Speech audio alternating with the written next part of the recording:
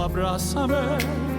No quiero que te vayas, pero sé muy bien que tú te irás. Si voy a perderte ya, que sea por vez final.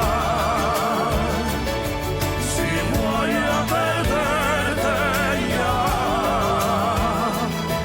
si voy a perderte, si voy a perderte, los hombres volverán a ser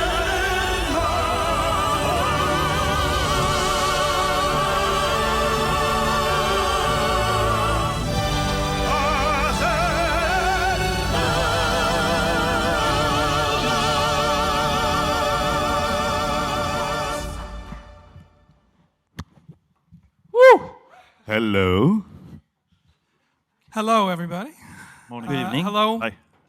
everybody here. Thank you for joining us here in the room at AOL Build. Thank you for watching us out across the digital universe. And thank you, Il Divo, for joining us this morning. Thanks for having us. Thank you very much. Hey, Alan. Congratulations on a new record, gearing up for a tour, lots going on. Tell us, you were just telling me back before we came out here, your travel schedule for the next 48 hours or so? Just flying to Dubai to do a one-off show, and then we're flying to Mexico. So we're just going to spend 24 hours in Dubai and come back. Crazy, right? Just a little one-nighter in Dubai. That's good. Just a little red eye. Yeah. So tell me, what's the I have zero Spanish. So what's the right pronunciation here? Are we Amor y Pasion? Amor y Pasion. Y Pasion. Okay. So this is the first all Spanish album from you guys. Tell me how do the album concepts and themes come together? How do you get to a point of, okay, this one's going to be the Spanish one? Well, I think that initially when we were put together, we wanted to create something that was unique, that kind of reflected all four of our voices and all four of our backgrounds.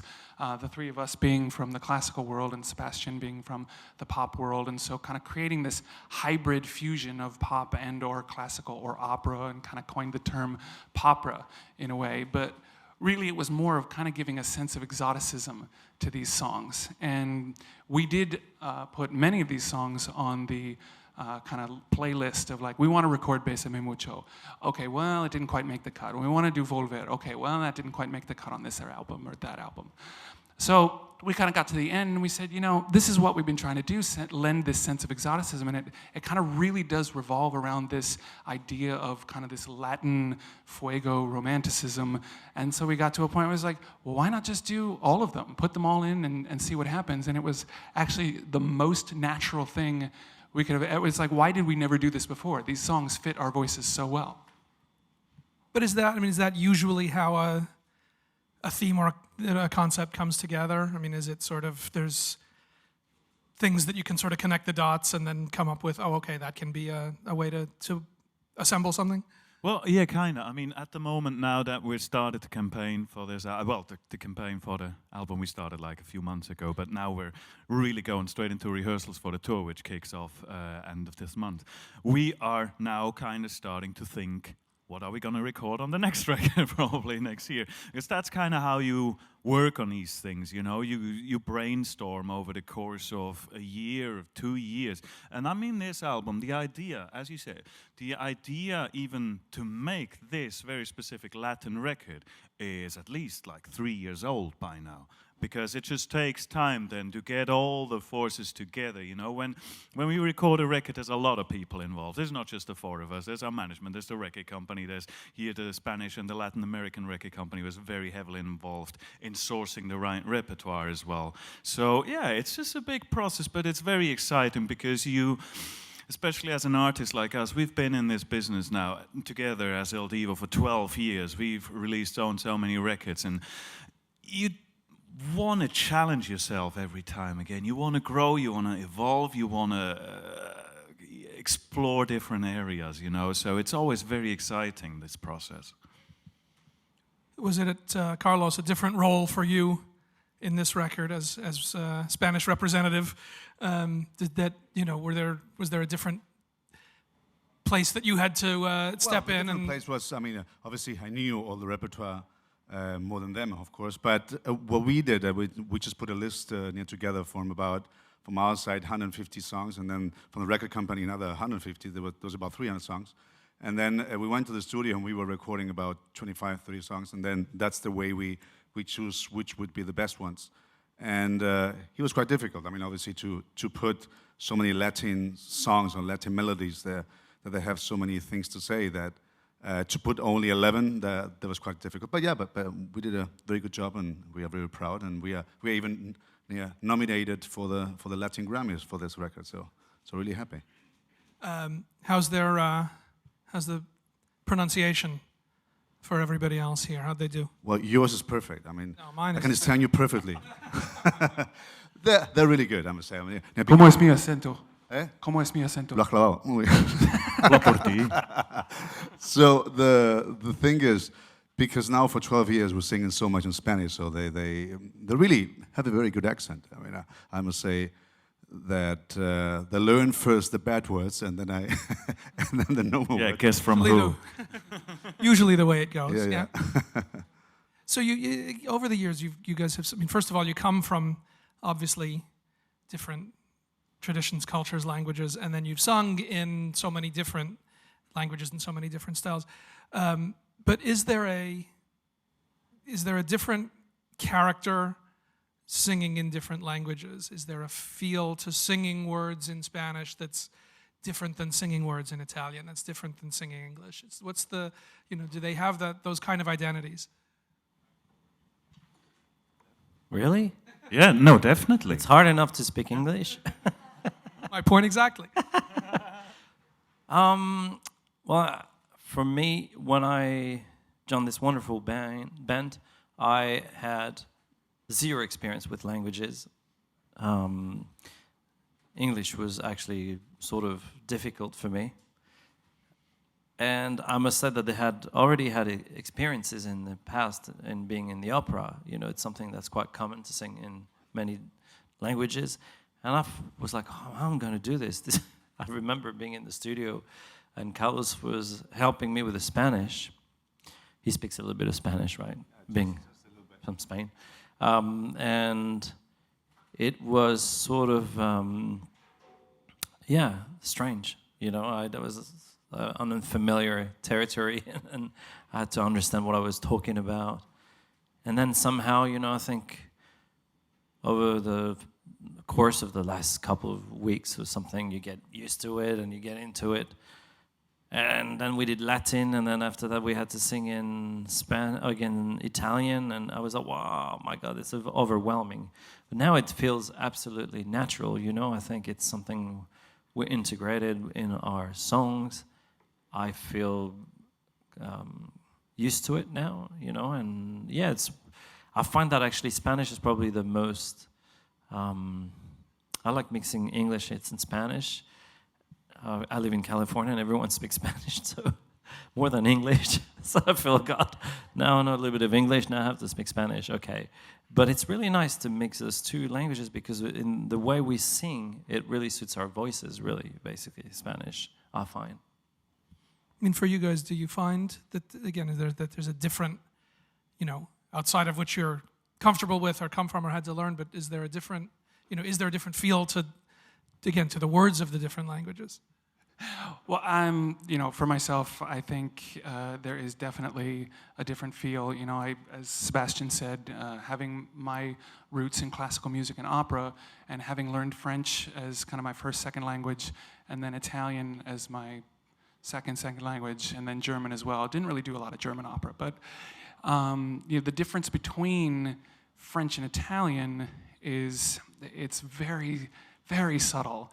You have different words, but you have different syntax, you have different ways in which these words, like the difference between amore and amour, like there's a different, they're both sensual words, but they have a different feel and flow to each one.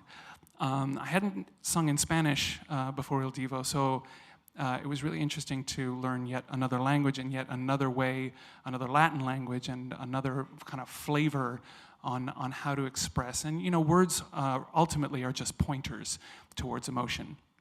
And the nature in which a word will point towards something has a content to it, whether it's like a pointed word or it's a round word, it's a soft word. Just the feeling of it kind of indicates the emotional content. And Spanish has a really nice, very versatile blend of feeling to it. We can use it in in a way that evokes more kind of the words and the text and the kind of a more pop sensibility, but it also translates very well to the open nature and open-throated singing that we do as opera singers. And so I think this moment of singing all in Spanish, it really has the most versatility and it has the most color of I think for us all of the in a different way, because the other albums have mixes of different languages, so each of the different colors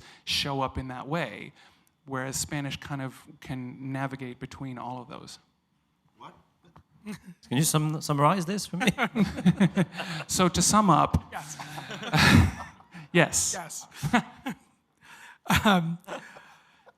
So you guys have, over the years, certainly taken on a bunch of big pop songs and songs that are, there's sort of standards, but then there's also songs that are kind of identified with one big hit recording. On this album you do, To All the Girls I've Loved Before.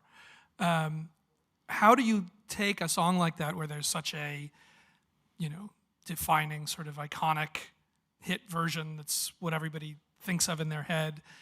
How do you find your way into a song like that? What does it take to sort of break through what everybody initially hears when they see the title of that song? For Carlos, it's super simple because he's a single one and he loves ladies. Yes. It was like a song written for him. And my phone number is 6. No. Well, what works best for me personally is if I know the song that I do not really preoccupy my mind with this iconic version that might have been out there for decades already, I really approach a song as if it was a song that's just been written last week for Il Divo. I sit on the piano, I look at the chords, I look at the words, I sing it for myself, and I try to feel what I feel when I approach that melody, when I approach these words. And then obviously the fact that we go into the studio and we sing it with 4 people, we share it, and we often do it in a translation as well, when we record it my way first, which obviously is one of the most iconic songs that exists in the whole world's repertoire. We've recorded it in Spanish first, and I know the Gypsy Kings have done a version in Spanish, which is obviously very different from everything, but there wasn't really a direct comparison out there, so it's not that difficult for Il Divo to make a song our own, because there are so many elements just with the configuration we work that will set it apart from all these original versions already. Is it as easy as that to set us? I understand saying go in like it's a new song and keep that out, but with a song like My Way, with a song like To All the Girls, it's different, but to a song like Hallelujah. What does it to actually do that, to get to a place that's clear enough to hear, okay, here's how we can find a lane where we can get into this? We need to do that, because obviously being 4 voices and doing 4 harmonies, that's the only way to try to make a song ours, and that's what we always do in every single record. So therefore, that's what's happened with Regresa a mí, Unbreak My Heart. That there was a point that the people even thought, some of the people, that they thought that it was written for us instead of Tony Braxton, because it was so successful by us. So, but yeah, as Rose said, that's the only way to try to put some harmonies in every song, because if you have a a reference from other people, then it's very difficult to find those harmonies.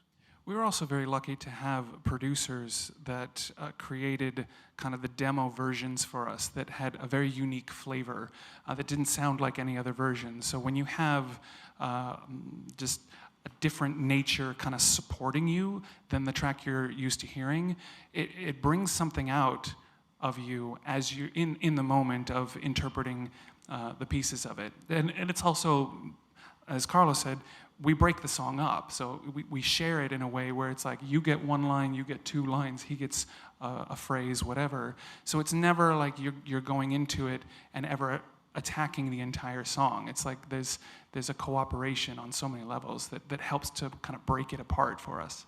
Well, Tom, I was just going to ask about, you said the different elements that you guys are working with. How does that, how scripted do you go in with those arrangements? How much do they change once you're in there singing? When you choose a song, does one of you put up your hand and say, I got this one? What is it to get from, okay, we're going to do this song, have some idea what that might be, to where it actually ends? Well, we've done kind of everything over the years. We've recorded albums where we recorded the whole entire album vocally only with a piano guide, which is difficult in so far, because then you really have to source every emotion and everything out of yourself at the moment where you are alone in the vocal booth, which is not a very inspiring environment generally. So it's kind of from a feeling, from an interpretive point of view, is kind of difficult. But then again, it somehow gives you total freedom of doing what you want. We've also recorded albums where we had the complete orchestra recorded, and then you sing onto that. And that's quite interesting, because that's more, especially for us classical singers, that's what you do in classical music. Obviously, that's all existing music. And yeah, you might practice the song or the aria with piano, but then when you actually perform it, you've got a big old orchestra supporting you, and it's beautiful. We've also done the arrangements, the vocal arrangements. We've sat in the studio and pretty much said, yeah, I got this one, and oh, I think I could sing a harmony on that one. But we also worked with producers who know us very well over the last few years especially, and normally we kind of go into the studio these days with a suggestion. Sebastian is going to start the song, then we're going to have David, then we're going to have Carlos singing the first chorus, and so on.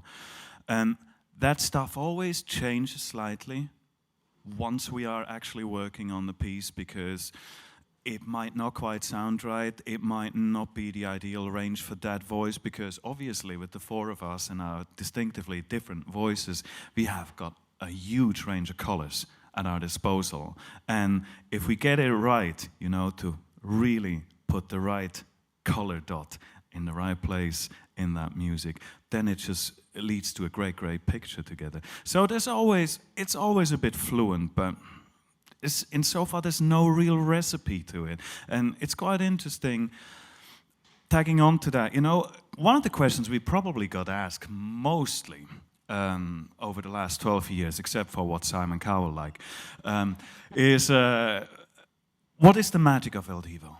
What's the secret? And there is no secret, there is no magic to it.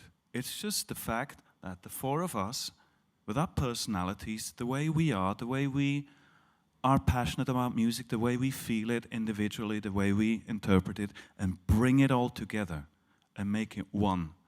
That's what makes Il Divo. And that's why there's only one Il Divo out there. So. I won't ask you what Simon Cowell was like, but I will. But Who's having this?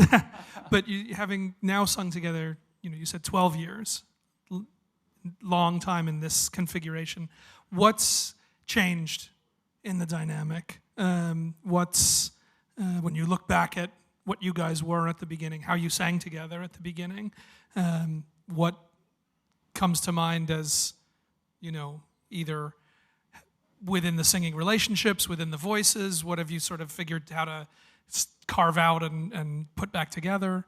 How do you look back from beginning to now? Everything's changed already, because we're in the now, obviously, and we have had amazing experiences, from singing with Barbra Streisand here at Madison Square Garden to performing for the Queen in England for the Jubilee, or for Obama. It was just, it's amazing. The list goes on. So there's amazing memories of that. But the way that our band really work is, what's the next thing? What are we going to do? So we care about this interview, what we're going to do. We're going to care about our tour to come, which we are indeed very exciting. That's sort of where our head is at the moment.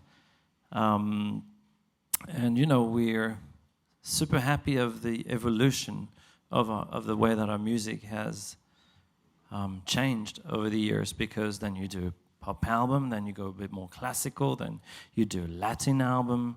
I don't know what's the next one, maybe heavy metal or something. I don't know. Who knows? We're all waiting. But, I think you have to reinvent yourself, and I'm going to speak to what's coming next, really, for us. This tour that we're about to have, well, we're going to be actually in America from September to November, really, touring all across the States. Check ildivo.com if you want to know where we're coming. However, we're just going to be playing some instruments, which we haven't really done because we're all musicians, and we realize that what people don't really see is our personalities, and we're going to try to do that as much as possible on stage. And then we also we're going to have too many surprises, so if I start going through the list, then I'm going to spoil you guys coming and see us. But I believe that there's a lot of things that people haven't seen from us that needs to be shown. I'm really excited about it. We're going to be dancing. There's going to be a lot of dancer on stage. Dancing is a loose term. Okay, well, we're going to move the hips. Moving around. Well, there's a lot to it, so we're going to move around. Turn left, move right. Move, it happens. So we've done our time up here. We're going to now get a couple of questions from you in the audience and out in the bigger audience. So Jane would like to know, for everyone, what has been your favorite country to visit on tour? Jane, this is a great question. Thank you. USA. Come on, go USA! Are you running for president too? Yes! My It's name election is season. Donald Isenbart. The good thing we have everywhere amazing fans. So I wouldn't say only USA or Latin America or Spain or whatever or Japan. I mean, it's so different every place, and we have so many presents from all the fans. We have really loyal fans. That's something amazing, and I would say everywhere. So to be politically correct. Well done, fantastic. I think over the last 11, 12 years, the most exciting thing has been discovering new countries. And every time we go to a country and kind of getting to explore a little bit, because we don't really have, when we go on tour, we don't have that much time. It's mostly hotels and airports, but we have gotten to spend a great deal of time in Japan. When we go there, it's a pretty extensive tour, and when we go to Tokyo, we usually kind of set down there and play at least 3 or 4 performances. So we've had time to really get to know and explore that place, and so for me, that's been absolutely fascinating to kind of see a culture that is similar to our own in a way, but very, very different in many, many other ways. But to see a different culture embrace the same music as the States or as the other countries is tremendously inspiring, because it's like the power of music transcends countries, it transcends language, and it just kind of brings everyone together, and that's cool. Yeah, I mean, this is not about being politically correct or wishy-washy, but I have to agree with Carlos, because in every territory in this world, and we are so fortunate that we've been touring the whole world pretty much, except for Antarctica maybe, over the last 12 years. But if you go to Japan, we are very, very successful in Japan, as David just said, but the way the audience and the people treat you is so completely different from when you go to Latin America, When you go to the United States, when you go to the UK, that's all the biggest territories probably we play. So I can't really make up my mind, this is the greatest one or this is the greatest one. It's just so different, but it's so incredibly enriching for us to get in touch with all these cultures. And just, USA! just to quickly follow that, is there anywhere still that you dream of, that you haven't been to, that you dream of going? Is anything left? Well, I haven't personally been to a lot of the Asian countries like Cambodia, Thailand. I've never been to India. These are places where I've never really been. We've been to Vietnam very quickly once for a corporate show, but literally just like we're going to Dubai now, so yeah.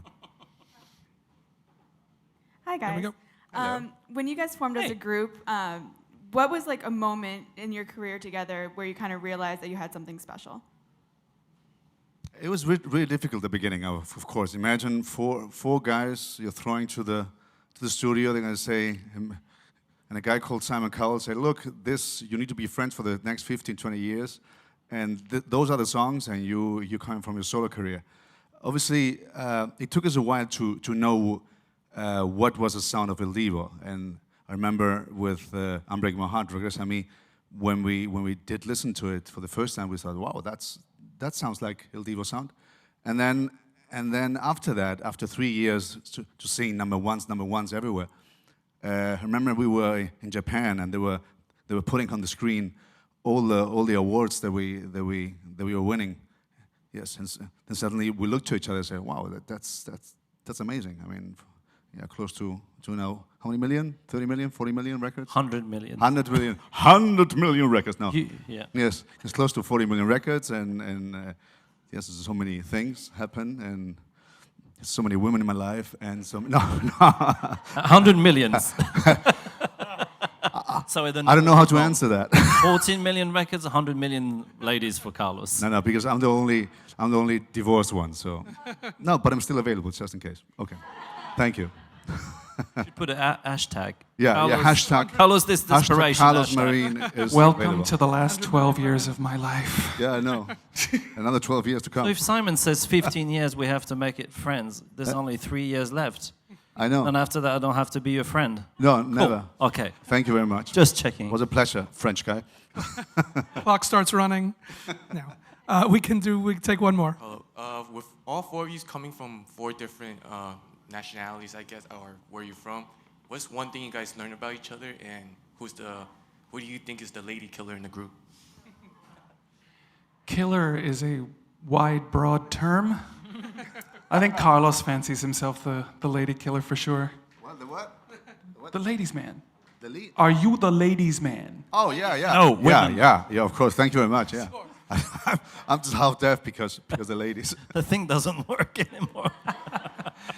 No, but I think that the thing that was most interesting was that for me as an American and kind of perceiving Europe as a whole, and these 3 guys being from countries that were all bordering each other, kind of having a perception that Europe kind of has a mentality or a feel or they're kind of like that. It was kind of a stereotype I might have had in my mind.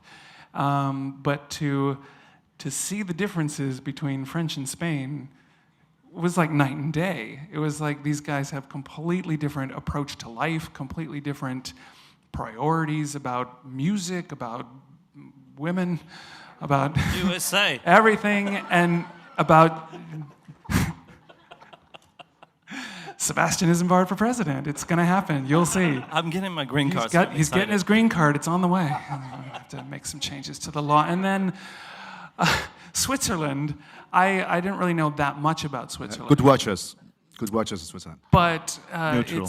it really just completely, yet again, a whole other universe of like mentality and an emotional approach to life. Well, I use emotional, but he is Swiss, so maybe that's not the right word. He's a robot. Watches, they're very precise. Yeah, and it's just been like, it's been an enriching experience to really kind of get to know the intricacies and the inner workings of and to break down the stereotypes. Everybody, thank you for watching Il Divo. Congratulations. Thanks, Amor guys. Thank y Pasion. The tour will be back into the States in the fall, but you'll be out starting through the spring. Thanks for watching in here. Thanks for watching through the cameras. Thank you. Thanks, Alan. Thank you. Thank you very much.